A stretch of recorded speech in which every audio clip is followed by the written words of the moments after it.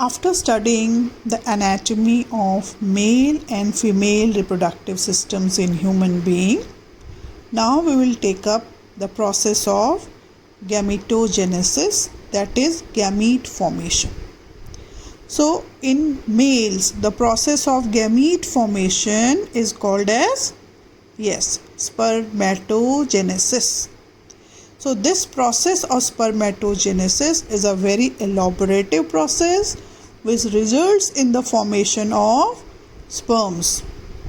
So you can see in this flow chart, the process of sperm production in males is called spermatogenesis, and then there are specific types of cell division, that is meiosis and followed by mitosis, and it takes place in the seminiferous tubules during puberty. It begins at puberty. So you can see the seminiferous tubules present in the testis. These seminiferous tubules are highly coiled structure, and the whole process takes place inside these tubules only. Now you can see that through this diagram, one spermatid which is produced during the process of spermatogenesis, how it converts gradually into the spermatozoa. This process is called as spermiogenesis.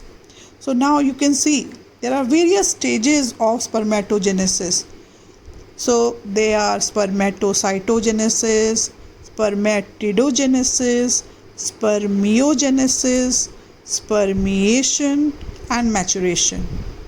So you have to go through these terms. They are given in your book. So here with the help of diagram you can see the process of spermatogenesis takes place in the seminiferous tubules under the influence of the hormone, male hormone called testosterone, and these testosterone are produced by interstitial cells, and under the influence of this hormone, special types of cells called as spermatogonia, they undergo the process to produce the sperms. And there are again different types of cells called as Sertoli cells, which regulate the sperm production and help in the nourishment of the sperm.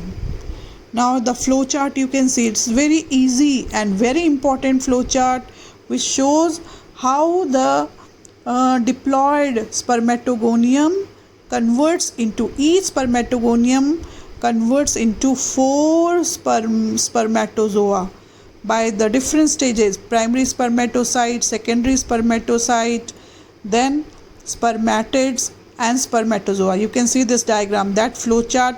Here you can see in the form of cells how it is converting the spermatogonia are ultimately converting into the spermatozoa. Okay, now you can see in this diagram, once the spermatids are formed, these spermatids are converting into the spermatozoa, and this process is called as spermiogenesis. So differentiate, you should know the difference between the spermatogenesis and spermiogenesis. And here you can see a simple diagram of the human sperm. So it has got head, neck, middle piece and tail. We will be studying it in detail later on. And you see the whole process of spermatogenesis is controlled by various hormones. You have come across these hormones in class 11th: GnRH, FSH, LH and testosterone. You can see here yellow colored structure is called hypothalamus, which produces GnRH, which acts on the anterior pituitary, which produces 2 hormones, FSH and LH, and this FSH and LH act on the testis, blue colored structure, and you can see the FSH acts on Sertoli cells and produces and helps in the production of sperm by the process of spermatogenesis, whereas LH acts on the Leydig cells, and these Leydig cells produce testosterone, which also help in the process of spermatogenesis. So to summarize the whole process, we can say the process of spermatogenesis results in the formation of the cells, and these cells convert into spermatids, and spermatids mature into spermatozoa by the process of spermiogenesis.